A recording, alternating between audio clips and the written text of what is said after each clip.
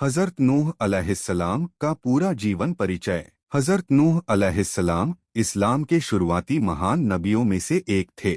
उन्हें दुनिया की पहली बड़ी गुमराही शिर्क को खत्म करने के लिए भेजा गया था। उनका जिक्र खास तौर पर कुरान में आता है और उनके नाम पर पूरी एक सूरह भी है।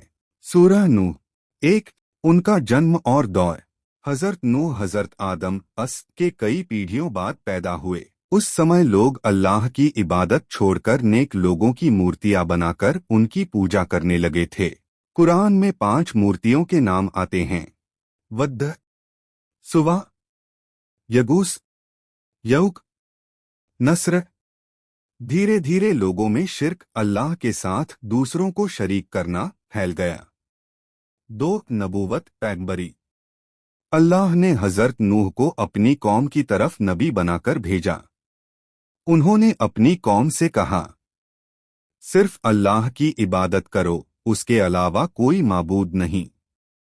उन्होंने लोगों को शिर्क छोड़ने, गुनाहों से बचने, अल्लाह से तौबा करने की दावत दी। 3, 950 साल की दावत। कुरान के मुताबिक उन्होंने 950 साल तक अपनी कौम को समझाया, लेकिन अफसोस, बहुत कम लोग ईमान लाए। ज्यादातर लोग मजाक उड़ाते थे, कहते थे ये तो आम इंसान है। गरीब लोगों के ईमान लाने पर ताना देते थे। 4, कश्ती, नौका बनाने का हुक्म। जब लोगों ने पूरी तरह इनकार कर दिया, तब अल्लाह ने हज़रत नूह को हुक्म दिया, एक बड़ी कश्ती बनाओ। उन्होंने सूखी जमीन पर कश्ती बनानी शुरू की। लोग हंसते थे और कहते थे, अब ये बड़ी बन गए क्या। 5, बड़ा तूफान, महान बाढ़। फिर अल्लाह का अजाब आया।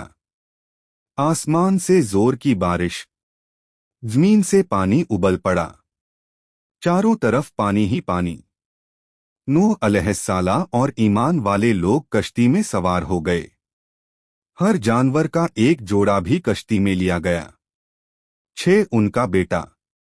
उनका एक बेटा, जिसे इस्लामी रिवायत में कनान कहा जाता है, ईमान नहीं लाया। नूह ने उसे पुकारा, बेटे, हमारे साथ आ जाओ। लेकिन उसने कहा, मैं पहाड़ पर चढ़ जाऊंगा, बच जाऊंगा। फिर वह भी डूब गया। यह हमें सिखाता है कि रिश्तेदारी नहीं, ईमान काम आता है। 7, तूफान का अंत। आखिरकार अल्लाह ने हुक्म दिया, ऐ ज़मीन, अपना पानी निगल ले। ऐ आसमान, थम जा। कश्ती एक पहाड़ पर ठहर गई, जिसे रिवायत में जूदी पहाड़ कहा गया है। 8, तूफान के बाद। तूफान के बाद सिर्फ ईमान वाले लोग बचे।